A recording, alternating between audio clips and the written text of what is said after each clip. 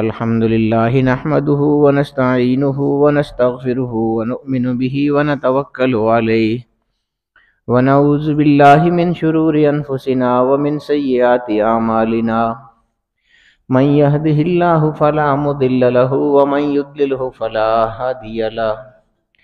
ونشهد أن لا إله إلا الله وحده لا شريك له ونشهد أن سيدنا وشفيعنا ومولانا محمدا عبده ورسوله أما بعد فقد قال الله تبارك وتعالى في كلامه المجيد والفرقان الحميد أعوذ بالله من الشيطان الرجيم بسم الله الرحمن الرحيم يا أيها الذين آمنوا كتب عليكم الصيام كما كتب على الذين من قبلكم لعلكم تتقون وقال تعالى في مقام آخر وآتوا حقه يوم حصاده ولا تسرفوا إنه لا يحب المسرفين وقال تعالى في شان حبيبه مخبرا وآمرا إن الله وملائكته يصلون على النبي يا أيها الذين آمنوا صلوا عليه وسلموا تسليما سيدنا مولانا محمد وعلى آل سيدنا ومولانا محمد وبارك وسلم الصلاة والسلام عليك يا رسول الله وعلى آلك وأصحابك يا حبيب الله الصلاة والسلام عليك يا شفيع المذنبين وعلى آلك وأصحابك يا رحمة للعالمين. سامعین محترم، شعبان کا مہینہ تقریباً اختتام پذیر ہو رہا ہے، یہ آخری ہفتہ ہی رہ گیا ہے اس کا، اور اس کے بعد پھر وہ مہینہ آ رہا ہے جو تمام مہینوں کا سردار کہلایا جاتا ہے، یعنی رمضان کریم، رمضان المبارک، بہت بڑا مہینہ۔ میں آپ کو بتاتا رہتا ہوں کہ ہر چیز کے مراتب ہوتے ہیں، ہر چیز کے درجات ہوتے ہیں، ہر چیز میں درجات ہوتے ہیں۔ جس طرح انبیاء میں بھی درجات ہیں، اللہ پاک قرآن کریم میں فرماتے ہیں تلک الرسل فضلنا بعضهم علی بعض، بہت سارے رسول ایسے ہیں جن میں سے ہم نے بعض کو فضیلت عطا فرمائی ہے۔ تو رسول تو سارے ہی ہوتے ہیں لیکن درجات اپنے اپنے ہوتے ہیں۔ منہم من کلم اللہ، ان رسولوں میں کوئی ایسے تھے جو اللہ رب العالمین سے ہم کلام ہوتے تھے، یعنی حضرت موسیٰ علیہ السلام اللہ پاک سے کلام فرمایا کرتے تھے۔ تو اس طرح الگ الگ رسولوں کے اپنے اپنے انداز ہیں، ان کے اعزازات ہیں جو اللہ پاک نے ان کو عطا فرمائے ہیں۔ اسی طرح دنوں میں درجات ہیں، ہفتے کے جو ہمارے 7 دن ہوتے ہیں تو ان میں بھی 7 دنوں کا ایک دن جو ہے وہ سردار ہوتا ہے، اور وہ جمعہ کا دن ہوتا ہے، سید الایام اس کو کہا جاتا ہے۔ تمام دنوں کا سردار اور بادشاہ دن جمعہ کا دن ہوتا ہے۔ اسی طرح مہینوں میں بھی ہوتا ہے، اس کو سید الشہور کہا جاتا ہے، تمام مہینوں کا سردار، اور تمام مہینوں کا سردار جو مہینہ ہے وہ رمضان کریم کا مہینہ ہے جو ابھی آگے آ رہا ہے۔ اسی کے لیے ہم سب نے تیاری کرنی ہے۔ تو میں سوچ رہا تھا کہ کس موضوع پر بات کروں گا، پھر مجھے خیال آیا کہ پتہ نہیں چلتا، ہمارے اسلامی کیلنڈر میں بعض دفعہ ایک آدھ دن پہلے بھی ہو جاتا ہے، تو پتہ نہیں اگلا جمعہ روزوں میں ہی آ جائے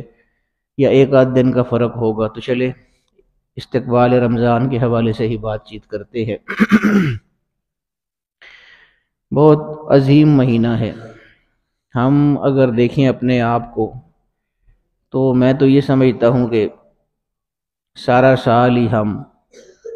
اپنے نامہ اعمال کو گناہوں سے سیاہ کرتے رہتے ہیں۔ ہم جو بھی کرتے ہیں نا وہ لکھا جاتا ہے، کرامن کاتبین جو فرشتے ہیں وہ لکھ رہے ہوتے ہیں جو کچھ بھی ہم کرتے ہیں۔ اچھا کام کرتے ہیں تو تب بھی وہ لکھ رہے ہیں ہمارے نامہ اعمال میں، برا کام کرتے ہیں تو وہ بھی لکھ رہے ہیں ہمارے اعمال میں۔ یہ تو شیطان نے ہمارے دماغ کو اپنے کنٹرول میں لیا ہوا ہوتا ہے، اور ہمیں وہ سیدھی بات سمجھ نہیں آتی چونکہ دین سے اس نے دور کرنا ہوتا ہے، اللہ رب العالمین سے اس نے دور کرنا ہوتا ہے، یہی اس کا کام ہے۔ تو ہمارا دماغ اس طرح سے یہ سمجھیے کہ اس کے کنٹرول میں ہوا ہوتا ہے، اس نے قابو کیا ہوا ہوتا ہے۔ کوئی بھی اچھی بات ہوتی ہے جو ہم کرنا چاہتے ہیں تو وہ اس کے منفی پہلو ہم کو دکھانا شروع کر دیتا ہے، اور کوئی بھی برا کام ہے، غلط کام ہے، کوئی گناہ کا کام ہے،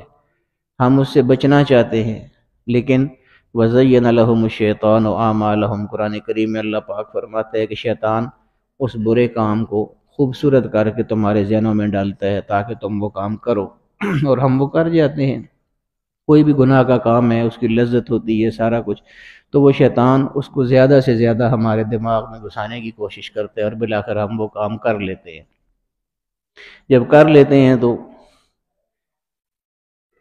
اسی لیے میں کہا کرتا ہوں نا کہ شیطان کی یہ طاقت نہیں ہے کہ وہ خود پکڑ کے ہم کو زبردستی ہم سے کوئی غلط کام کروائے۔ ایسا نہیں ہے، ہم غلط کام جو کرتے ہیں وہ اپنی مرضی سے کر رہے ہوتے ہیں، شیطان صرف ہمیں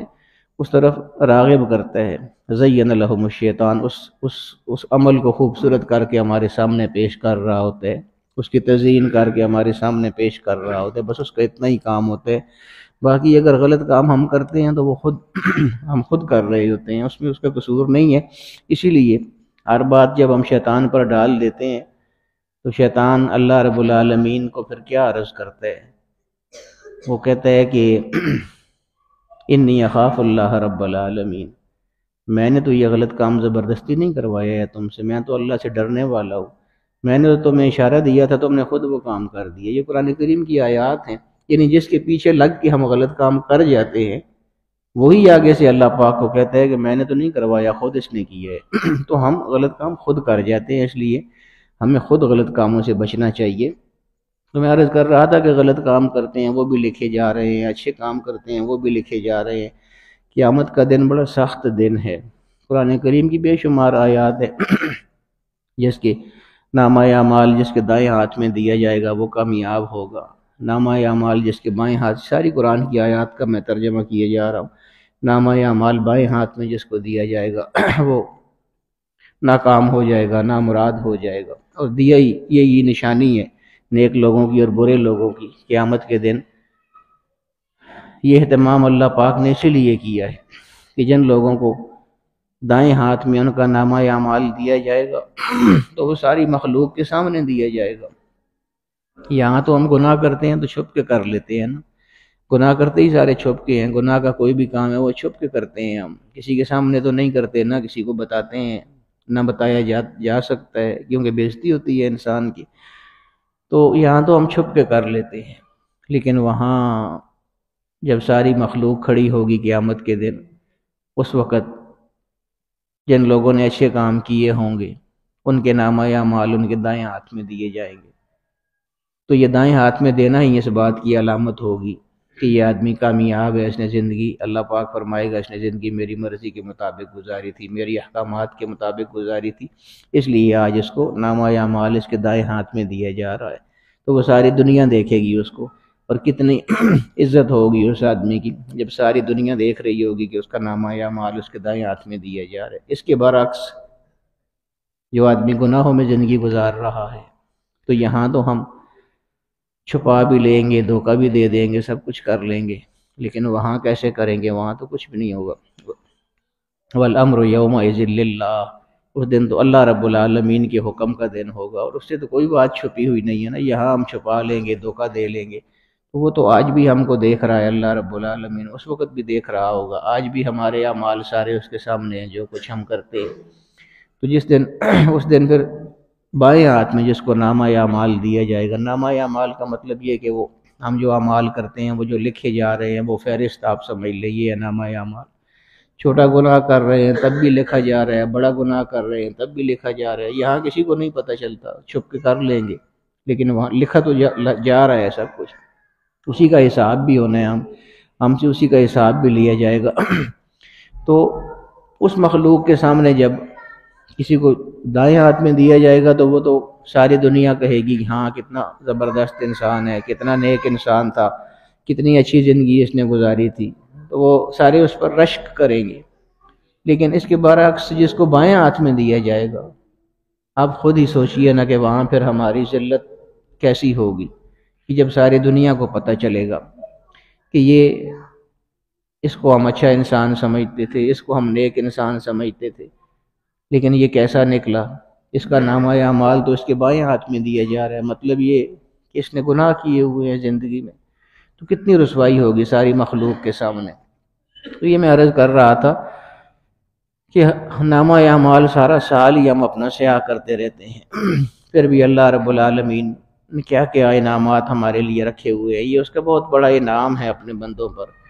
وہ بہت پیار کرنے والے اپنے بندوں کے ساتھ، بہت رحیم ہے، بہت کریم ہے، لیکن صرف ایک طرف سے بات ہو تو اس کا مزہ نہیں ہوتا، دونوں طرف سے بات ہونی چاہیے۔ وہ تو رحیم ہے، وہ تو کریم ہے، کوئی شک نہیں ہے، لیکن ہمارے بھی تو کچھ حقوق ہیں جو ہم نے ادا کرنے ہیں، جو اللہ رب العالمین کے حقوق ہیں، جو حضور علیہ الصلوۃ والسلام کے حقوق ہیں، اللہ کے نبی کے، اللہ کے حبیب کے جو حقوق ہیں، وہ ہم نے بھی تو ادا کرنے ہیں کچھ۔ ایسا تو نہیں ہوگا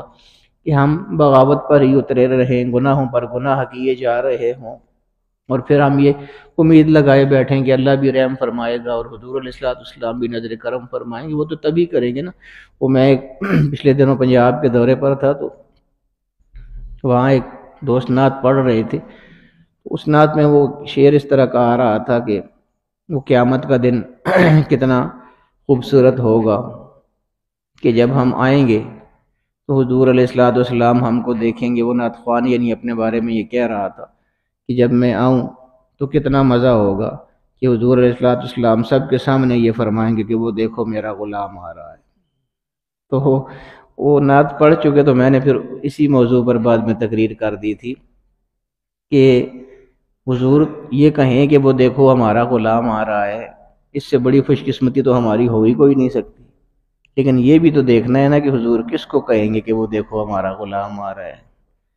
پہلے تو غلام بنیں گے تو تب وہ کہیں گے نا کہ غلام آ رہا ہے۔ حضور علیہ الصلوۃ والسلام کی جتنی تعلیمات ہیں ان کے مطابق عمل کریں گے تو پھر حضور خوش ہوں گے نا، پھر وہ کہیں گے کہ وہ دیکھو ہمارا غلام آ رہا ہے۔ نماز ہم نہ پڑھیں، زکوٰۃ ہم نہ ادا کریں،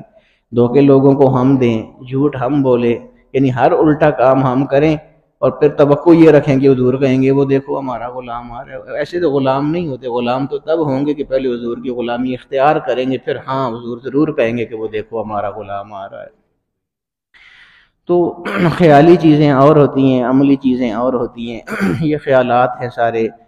جتنے ہم نعرے لگاتے ہیں، ٹھیک ہے اپنا ہماری عقیدت ہوتی ہے، جذبہ ہوتا ہے، ساری باتیں ہیں، لیکن اس کے ساتھ ساتھ عمل کی بہت زیادہ ضرورت ہے۔ اصل چیز تو عمل ہے نا، عمل سے زندگی بنتی ہے، جنت بھی جہنم بھی۔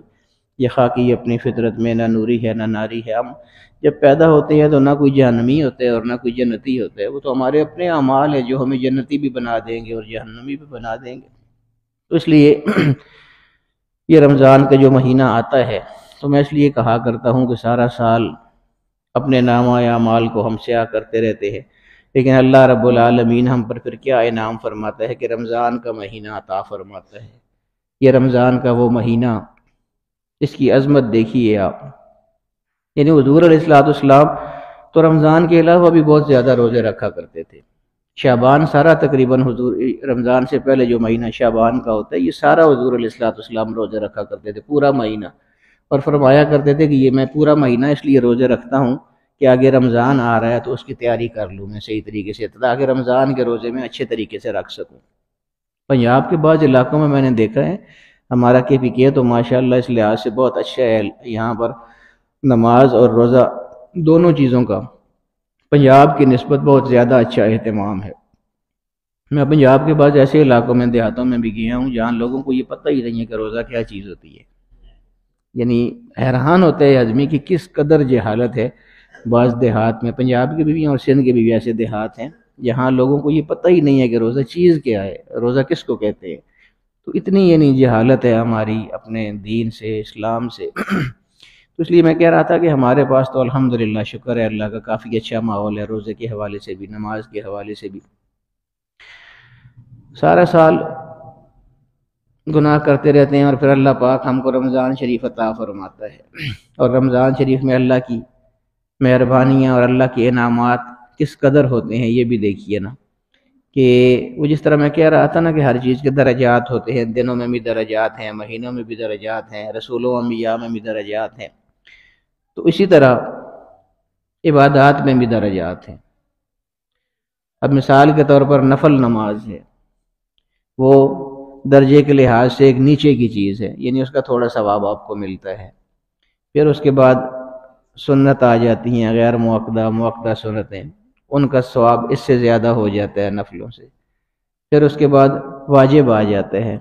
وہ ضروری ہوتا ہے، جس طرح عشاء کے وتر ہم پڑھتے ہیں، وہ زیادہ ضروری عبادت ہے، اس کا ثواب اور زیادہ ہو جاتا ہے۔ پھر اس کے بعد فرض آ جاتا ہے، یہ سب سے اوپر والے درجے کی عبادت ہے،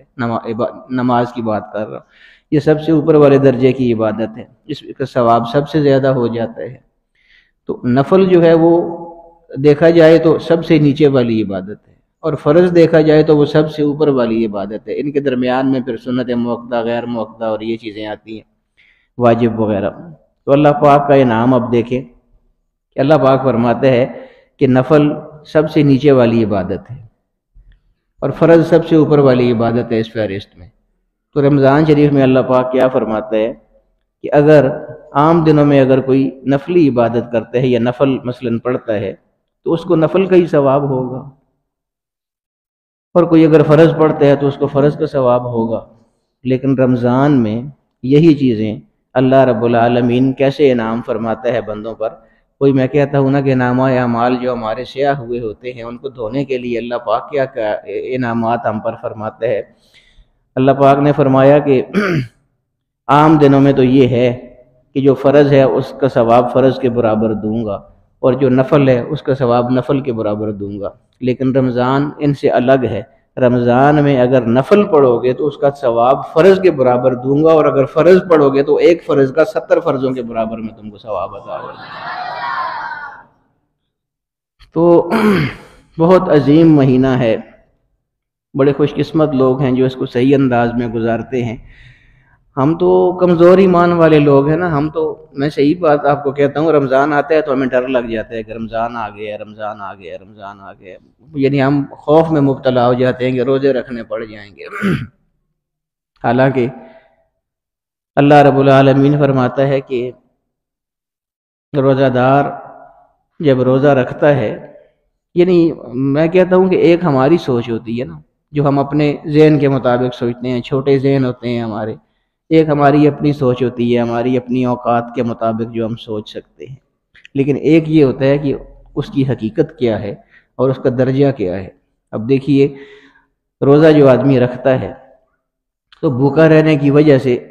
منہ میں بدبو آنے لگ جاتی ہے، ظاہر پورا دن ہم کھاتے پیتے کچھ نہیں ہے، منہ بند رہتا ہے کھانے پینے کے حوالے سے، اپنے آپ کو روکا ہوا ہوتا ہے ہم نے، تو منہ سے بدبو آنے لگتی ہے۔ اب ہم کو تو وہ بدبو لگتی ہے، کسی بھی آدمی کو آپ کے منہ سے اگر ہم سونگیں گے رمضان میں تو بدبو آئے گی، لازمی بات ہے، ایک فطری بات ہے۔ لیکن اللہ پاک کیا فرماتے ہیں؟ اللہ پاک فرماتے ہیں کہ وہ جو صائم ہے، جو روزہ دار ہے، روزہ رکھنے کی وجہ سے اور بھوکا رہنے کی وجہ سے اس کے منہ سے جو بدبو آنے لگتی ہے تم کو، وہ میرے نزدیک عند اللہ، یعنی میرے نزدیک وہ بدبو جو تمہیں لگتی ہے وہ میرے نزدیک عنبر سے بھی زیادہ خوشبودار ہوتی ہے اور مجھے اس سے بھی زیادہ پسند ہوتی ہے۔ تو یہ اللہ کے ساتھ تعلق ہے نا بندے کا، اس لیے اس کو یہ اچھی لگتی ہے۔ روزہ ہوتا بھی اللہ رب العالمین کے لیے ہی ہے۔ ایک اور جگہ اللہ پاک فرماتا ہے اس چیز کو واضح طور پر کہ یہ روزہ خالصتاً میرے لیے ہوتا ہے۔ اس کی وجہ یہ ہے کہ اور عبادتوں میں ہم ریاکاری کر سکتے ہیں۔ مثال کے طور پہ فرض کریں میں ویسے نماز نہیں پڑھتا، عام حالات میں اگر میں نہیں پڑھتا نماز، لیکن مسجد میں آ کے میں بہت لمبی لمبی نماز پڑھتا ہوں، بہت آرام سے ٹھہر کے سکون کے ساتھ، تو اس میں ریاکاری ہو سکتی ہے نا۔ ہو سکتا ہے میں لوگوں کے سامنے اس طرح پڑھتا ہوں تاکہ لوگ کہیں کہ بہت نیک آدمی ہے، بہت اچھی نماز پڑھتا ہے، بہت لمبی نماز پڑھتا ہے، بہت سکون کے ساتھ نماز پڑھتا ہے، جبکہ عام حالات میں شاید پڑھتا ہی نہ ہوں۔ یہ ریاکاری ہو جاتی ہے جب لوگوں کے سامنے، لوگوں کو دکھانے کے لیے ہم کوئی کام کر رہے ہوتے ہیں۔ ہر چیز میں ریاکاری ہو سکتی ہے۔ مثال کے طور پہ عمرہ کے لیے کئی لوگ جاتے ہیں، حج کے لیے کئی لوگ جاتے ہیں، تو اللہ پاک اگر توفیق دے تو حج ایک بار فرض ہے ہماری زندگی میں، وہ بھی جن کی استطاعت ہوتی ہے ان کے لیے۔ وَلِلَّهِ عَلَى النَّاسِ حِجُّ الْبَيْتِ مَنِ اسْتَطَاعَ إِلَيْهِ سَبِيلًا۔ اللہ پاک قرآن کریم میں فرماتا ہے کہ حج جو ہے یہ لوگوں پر فرض ہے، ان لوگوں پر جو استطاعت رکھتے ہیں۔ ایک دفعہ کر لیا بس، فرض پورا ہو گیا۔ اب ہم ہر سال جو حج کے لیے جانا شروع کر دیں اس لیے کہ لوگ کہیں کہ اس نے اتنے حج کیے ہوئے ہیں، اب یہ ریاکاری ہو جائے گی۔ ایک بار تو ٹھیک ہے نا، وہ فرض ہے، لیکن ہر بار اگر ہم جانا شروع کر دیں گے، ریاکاری کریں گے، یہ ریاکاری ہو جائے گی۔ اسی طرح عمرے اگر ہم بہت زیادہ کرنے لگ جائیں لوگوں کو دکھانے کے لیے، ویسے ایک تو یہ ہے نا کہ اللہ کی رضا کے لیے کیوں کرتے ہیں، اللہ پاک نے اس کو پیسے دیے ہوئے ہیں، اللہ کی رضا کے لیے وہ کر رہے، پھر تو کوئی حرج نہیں۔ لیکن ہم اگر دکھانے کے لیے کریں، اور اکثر لوگ دکھانے کے لیے کرتے ہیں کہ لوگ کہیں اس نے اتنے حج کیے ہوئے ہیں، اس نے اتنے عمرے کیے ہوئے ہیں، تو یہ ریاکاری ہو جاتی ہے۔ ساری عبادتوں میں ریاکاری ہو سکتی ہے سوائے روزے کے، روزے میں ریاکاری نہیں ہو سکتی۔ اس کی وجہ یہ ہے کہ یہ خالصتاً اللہ رب العالمین کے لیے ہی ہوتا ہے۔ اسی لیے جب اللہ پاک نے قرآن کریم میں اس کا ذکر فرمایا، یا ایھا الذین آمنوا کتب علیکم الصیام، اے ایمان والو، اے مومنو، تم پر روزے فرض کیے گئے، کما کتب علی الذین من قبلکم، جیسا کہ تم سے پہلے لوگوں پر بھی کیے گئے تھے۔ آگے کیا فرمایا، کیوں فرض کیے، لعلکم تتقون، تاکہ تمہیں تقوی حاصل ہو، تمہیں اللہ کا خوف حاصل ہو۔ اللہ کا خوف واقعی رمضان میں ہوتا ہے انسان کو، باقی چیزوں میں ہم کو نہیں ہوتا، جبکہ ہونا چاہیے، ہر چیز میں اللہ کا خوف ہونا چاہیے، لیکن رمضان میں بہرحال ہم کو بھی اللہ کا خوف ہوتا ہے۔ اور میں اکثر آپ کو کہا کرتا ہوں نا کہ وہ سامنے ٹوٹیوں پر روزہ دار بیٹھے ہوتے ہیں دن کے وقت آ کے، جو وضو بنا رہے ہوتے ہیں زور کے وقت، تو اس وقت پیاس بھی لگی ہوتی ہے، روزہ بھی ہوتا ہے بندے کا جو وضو بنا رہا ہوتا ہے زور کے وقت، تو اس وقت اگر وہ پانی پی لے، وضو بناتے ہوئے کلی کرتا ہے آدمی، 2-4 گھونٹ اگر پی لے تو وہ ساتھ والے بندے کو بھی نہیں پتہ چلتا کہ اس نے پانی پی لیا ہے۔ میں کیوں کہتا ہوں کہ ریاکاری اس میں نہیں ہو سکتی ہے؟ ریاکاری تو یہ ہے نا کہ جو ہم کام کرتے ہیں وہ دوسرا دیکھتا ہے، اس کو دکھانے کے لیے کرتے ہیں۔ روزہ دوسروں کو دکھانے کے لیے ہو ہی نہیں سکتا، کیونکہ اپنی جگہ تو ہم روزہ توڑ سکتے ہیں، کھا پی سکتے ہیں نا، لیکن ہم اپنی جگہ بھی نہیں کرتے۔ وہی آدمی جو وضو بنا رہا ہے وہاں پر پیاس اس کو لگی ہوئی ہے رمضان کی وجہ سے، روزے کی وجہ سے، کلی بھی وہ کر رہا ہے، پانی اس کے حلق تک گیا ہوا ہے، وہ اگر پی لے اس وقت تھوڑا سا تو ساتھ جو وضو بنا رہا ہے اس کو بھی نہیں پتہ چلے گا، لیکن نہیں ہم پیتے، حلق تک گیا ہوا پانی ہم واپس لے آتے ہیں، کیونکہ اللہ رب العالمین نے منع فرمایا ہے کہ روزے میں نہ کھانا ہے نہ پینا ہے۔ تو یہ یعنی اور تو کوئی بھی ہم کو نہیں دیکھ رہا، لیکن یہ خوف کہ اللہ پاک ہم کو دیکھ رہا ہے، اس وقت ہم پانی نہیں پیتے ہیں جب، تو یہی اللہ کا خوف ہوتا ہے، یہی تقوی ہوتا ہے۔ اور جب یہ ہوتا ہے تو پھر اللہ پاک اس کی جزا کے عطا فرماتا ہے۔ اللہ پاک فرماتا ہے کہ الصوم لی وانا اجزی بہ، بہت عجیب بات ہے، بہت خوبصورت بات ہے۔ ہماری جو عربی کی کتابیں ہوتی ہیں نا، حدیث شریف کے، بخاری شریف، مسلم شریف، جتنی حدیث کی کتابیں ہیں، ان پر زبر زیر نہیں لگے ہوئے ہوتے۔ قرآن کریم بھی پہلے زبر زیر نہیں لگے ہوئے تھے، صرف عربی عبارت ہوا کرتی تھی۔ تو زبر زیر اگر نہ لگے ہوں، نعرہ تکبیر، نعرہ رسالت، قبلہ حضرت صاحب،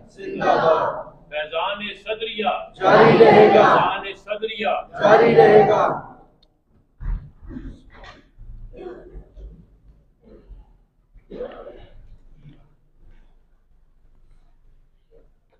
تو وہ میں عرض یہ کر رہا تھا کہ ہماری جو عربی کی کتابیں ہوتی ہیں ان میں زبر زیر نہیں لگے ہوئے ہوتے، تو وہ ان کو صرف وہی آدمی پڑھ سکتا ہے جس نے دین پڑھا ہو، عربی کی گرامر پڑھی ہو، اس میں صرف نحو، ابتدائی گرامر کی چیزیں ہوتی ہیں وہ پڑھی ہوں، تو پھر آدمی زبر زیر نہ بھی لگے ہوئے ہوں تو پھر بھی آدمی عربی کو پڑھ سکتا ہے۔ ہمارے مدرسے میں جتنی ہم کتابیں پڑھتے تھے وہ بغیر زبر زیر کی ہی ہوتی تھی، وہ ہم ساری حدیثیں پڑھتے ہیں، لیکن وہی آدمی پڑھ سکتا ہے جس نے گرامر پڑھی ہوئی ہوتی ہے۔ اگر آپ کو مثلا قرآن ہی ہے، قرآن تو آپ سارے ماشاءاللہ پڑھتے ہیں،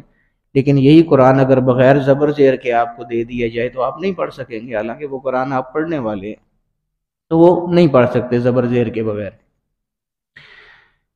اب یہ الصوم لی وانا اجزی بہ، وہ میں کہتا ہوں نا کہ وہ آدمی جو وہاں پر ٹوٹیوں پر بیٹھا ہوا پانی پی سکتا ہے چھپ کے سب سے، کسی کو پتہ بھی نہیں چلتا، لیکن وہ نہیں پیتا، وہ اس لیے نہیں پیتا کہ اللہ رب العالمین کے خوف کی وجہ سے نہیں پیتا۔ وہی جو اللہ پاک نے فرمایا لعلکم تتقون، تاکہ تمہیں تقوی حاصل ہو، تمہیں اللہ کا خوف تمہارے اندر آ جائے، اللہ کا ڈر تمہارے اندر آ جائے، تو وہ آ جاتا ہے تو پھر اللہ پاک اس کا انعام کیا دیتا ہے کہ جس بندے نے باوجود اس کے کہ کسی کو پتہ نہیں چلتا تھا، وہ چھپ کے پانی پی سکتا تھا لیکن اس نے نہیں پیا، اس وجہ سے کہ اللہ رب العالمین دیکھ رہا ہے۔ تو جب اللہ رب العالمین کو اس نے اتنا درجہ دیا کہ وہ مجھے دیکھ رہا ہے، براہ راست مجھ کو دیکھ رہا ہے، اور اللہ رب العالمین کے لیے یہ خیال رکھا، تو پھر اللہ رب العالمین بھی اس کو ویسے نہیں چھوڑتا۔ وہ فرماتے ہیں کہ چونکہ میرے خوف کی وجہ سے اس نے پانی نہیں پیا تھا چھپ کے، حالانکہ یہ پی سکتا تھا، تو پھر جب میرے خوف سے اس نے اتنا اہتمام اس نے کیا ہے تو میں بھی پھر اس کو اب اس کا صلہ دوں گا۔ اور وہ صلہ کیا ہے کہ الصوم لی وانا اجزی بہ، یہ خالصتاً میرے لیے اس نے روزہ رکھا ہوا تھا، کوئی ریاکاری یہ نہیں کر رہا تھا، اس لیے اس کی جزا بھی میں ہی اس کو دوں گا، وانا اجزی بہ، میں ہی اس کی جزا اس کو دوں گا۔ اور وہی جو میں زبر زیر والی بات کر رہا تھا کہ یہ اگر زبر زیر اس طرح لگائیں کہ اجزی بہ، تو پھر معنی یہ بنتا ہے کہ میں اس کو اس کی جزا دوں گا کیونکہ اس نے میرے لیے کیا ہے۔ لیکن اسی کو اگر وانا اجزا بہ پڑھا جائے، وہ بھی پڑھا جا سکتا ہے، وہ بھی عربی کا ہی حرف ہے، وانا اجزا بہ الصوم لی وانا اجزا بہ، تو پھر اس کا معنی یہ بن جاتا ہے کہ اس نے خالصتاً میرے لیے یہ روزہ رکھا تھا، میرا خوف اس کے اندر موجود تھا، میرے خوف کی وجہ سے اس نے پانی پی سکتا تھا پھر بھی نہیں پیا، میرا خوف تھا، تو پھر میں اب کیا کروں گا کہ الصوم لی وانا اجزا بہ، میری جو بھی عبادت بندہ کرتا ہے میں ہر عبادت کی جزا دیتا ہوں، لیکن روزہ جو خالصتاً اس نے میرے لیے رکھا تھا اس کی میں کوئی اور جزا نہیں دوں گا، وانا اجزا بہ، بلکہ میں اپنے آپ کو پیش کر دوں گا اس کے لیے، میں اس کو مل جاؤں گا۔ نعرہ تکبیر، نعرہ رسالت، اہل سنت۔ کہاں ایک گناہگار بندہ اور کہاں اللہ رب العالمین کی ذات، کوئی ہمسری ہی نہیں ہے، کوئی تقابل ہی نہیں ہے، کوئی موازنہ ہی نہیں ہو سکتا ہے۔ اور وہ فرماتا ہے کہ جزا یہ دوں گا کہ باقی عبادتوں کی جزا تو کوئی اور دوں گا نا، ایک نفل کا فرض کے برابر دے دوں گا، فرض کا 70 فرضوں کے برابر دے دوں گا، وہ تو میں اس طرح دوں گا جزا، لیکن یہ خالصتاً جو میرے خوف سے اس نے روزہ رکھا ہے اس کی جزا اس طرح کی کوئی نہیں دوں گا، بلکہ اس کی جزا یہ ہوگی کہ میں خود اس بندے کو مل جاؤں گا، میں اپنے آپ کو اس کے سامنے پیش کر دوں۔ تو یہ بہت عظیم مہینہ ہے، اس کی تیاری کرنی ہے رمضان کی، اس لیے میں نے سوچا کہ کچھ باتیں استقبال رمضان کے حوالے سے آج آپ کو بتا دیتا ہوں۔ اللہ رب العالمین ہمیں اس مہینے کو جس طرح اس کا حق ہے اس طرح اس کو ادا کرنے کی توفیق عطا فرمائے، اس کو گزارنے کی توفیق عطا فرمائے۔ اللہ رب العالمین خالصتاً اپنی رضا کے لیے ہم کو روزہ رکھنے کی توفیق عطا فرمائے، ہر قسم کی ریاکاریوں سے اللہ پاک ہم کو محفوظ فرمائے۔ وصلی اللہ تعالی علی خیر خلقہ سیدنا و مولانا محمد و آلہ و اصحابہ اجمعین برحمتک یا ارحم